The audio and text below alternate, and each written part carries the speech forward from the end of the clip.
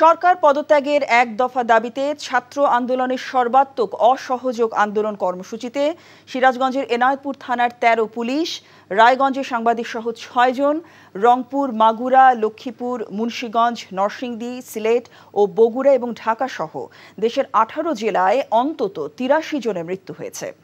আন্দোলনকারীদের সঙ্গে আওয়ামী লীগ নেতাকর্মীদের সংঘর্ষে তারা নিহত হন। এছাড়া বিভিন্ন জেলায় শিক্ষার্থীদের সঙ্গে আওয়ামী লীগের নেতাকর্মীদের সংঘর্ষে আহত হয়েছেন সহস্রাধিক। আগুন দেয়া হয় মোটরসাইকেল, প্রাইভেট কার সহ বেশ কিছু যানবাহনে। বিস্তারিত ওয়ালিউল্লাহ অলির ডেস্ক রিপোর্টে।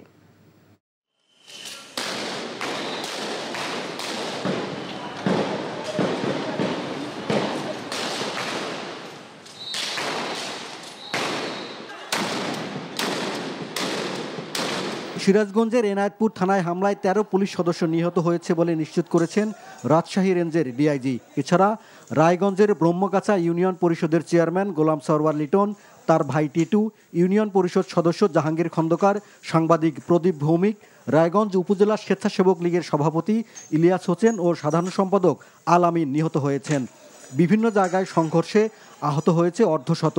সদর উপজেলা ভূমি অফিস, জজ আদালত, জেলা প্রশাসকের কার্যালয়, সদর আসনের সংসদ সদস্য জান্নাতারা হেনরি ও সাবেক সংসদ সদস্য হাবিবে মিল্লাত মুন্নার বাড়িতে হামলা চালিয়ে অগ্নিসংযোগ করা হয়। লক্ষ্মীপুরে আন্দোলনকারী শিক্ষার্থীদের সাথে আওয়ামী লীগ, যুবলীগ ও ছাত্রলীগের নেতাকর্মীদের সংঘর্ষে ৯ জন নিহতের খবর পাওয়া গেছে। নরসিংদীতে আন্দোলনকারীদের সাথে আওয়ামী লীগ নেতাকর্মীদের সংঘর্ষে সদর আসনের সংসদ সদস্য নজরুল ইসলাম হিরুন নাতি, সদর উপজেলা স্বেচ্ছাসেবক লীগের সভাপতি মনিরুজ্জামান ভূঁইয়া, ইউপি চেয়ারম্যান দেলোয়ার হোসেন শাহিন, উপজেলা চেয়ারম্যানের ভাইসহ ৬ জন নিহত হয়েছে, আহত হয়েছে ২০ জন। মাগুরায় ছাত্রলীগ ও যুবলীগের সাথে শিক্ষার্থী ও বিএনপি নেতাকর্মীদের সংঘর্ষ হয়েছে। এতে গুলিতে নিহত হন জেলা ছাত্রদলের যুগ্ম সম্পাদক মেহেদি হাসান রাব্বি সহ ৪ জন। সংঘর্ষে আহত হয়েছে অর্ধশত। মোহাম্মদপুর উপজেলা ইউনো অফিস ও উপজেলা চেয়ারম্যানের বাসভবনে আগুন দেয়া হয়।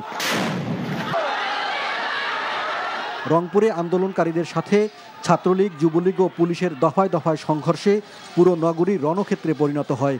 সংঘর্ষে সিটি কর্পোরেশনের ৪ নম্বর ওয়ার্ড কাউন্সিলর হারাধন রায় সহ ৪ জন নিহত হয়।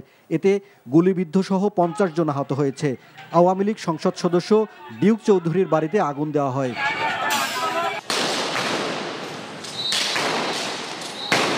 সিলেটে বিজিবি, পুলিশ ও আন্দোলনকারীদের মধ্যে ব্যাপক সংঘর্ষ হয়েছে।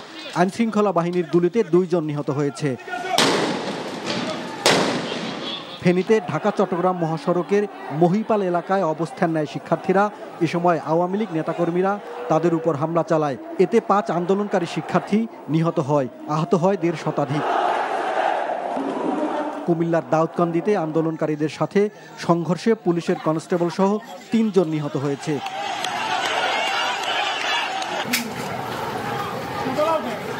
মুন্সিগঞ্জের সুপারমার্কেট এলাকায় রোববার সকালে শিক্ষার্থীরা জড়ো হলে আওয়ামী লীগ নেতাকর্মীরা তাতে বাধা দেয়। এক পর্যায়ে দুই পক্ষের মধ্যে সংঘর্ষ, ধাওয়া পাল্টা ধাওয়া শুরু হয়। এ সময় কয়েকটি ককটেল বিস্ফোরণ ঘটে। সংঘর্ষে ৯ জন গুলিবিদ্ধ ও সাংবাদিক সহ অর্ধশত আহত হন। পরে হাসপাতালে ২ জনের মৃত্যু হয়েছে বলে জানিয়েছেন চিকিৎসক। বগুড়া শহরে শিক্ষার্থীদের কর্মসূচিতে বাধা দিলে পুলিশ ও আওয়ামী লীগ নেতাকর্মীদের সাথে তাদের ধাওয়া পাল্টা ধাওয়া ও সংঘর্ষ হয়। এ সময় আহত হয় অর্ধশত।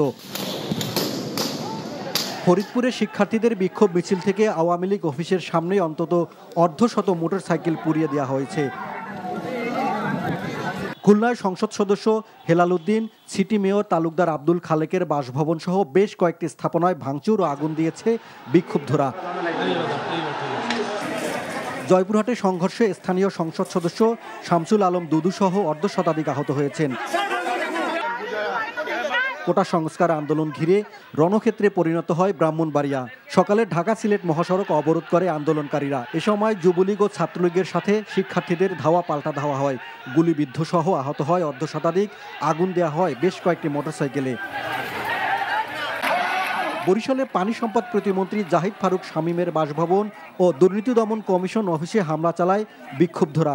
বিভিন্ন স্থানে ২৫টি মোটরসাইকেলে আগুন দেওয়া হয়।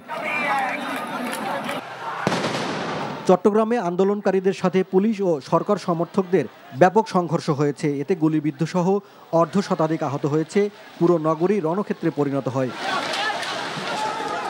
ঝালকাঠিতে আন্দোলনকারীদের উপর হামলা চালায় ছাত্রলীগ ও যুবলীগের কর্মীরা। এতে 15 জন আহত হয়।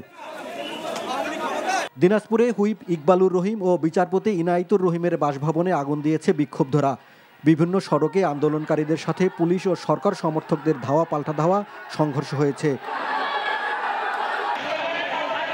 কুষ্টিয়া, রাজশাহী, কিশোরগঞ্জে আওয়ামী লীগ অফিস ও পুলিশ বক্সে আগুন দিয়েছে দুর্বৃত্তরা।